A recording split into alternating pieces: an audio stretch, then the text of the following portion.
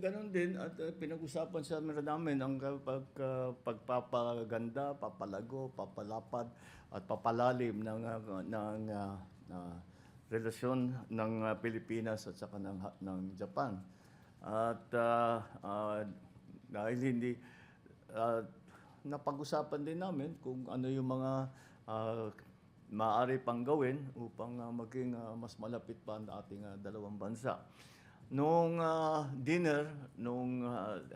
nung state dinner, nakasama His Majesty the Emperor at saka Her Majesty Empress, ay ano naman, iba naman yung pinag-usapan namin. We talked about our shared experiences in Oxford University, and it turns out mga music lover din pala yung Emperor at Empress.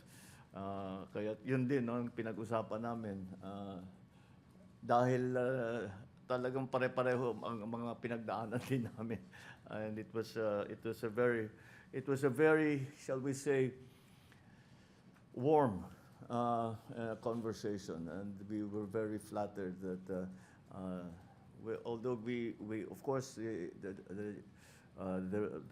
Japanese are very strict about formality and ritual.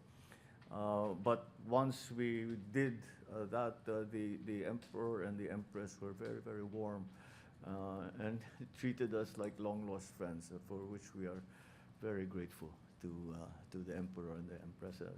Their Majesties were as gracious and as hospitable as any other host that we have had.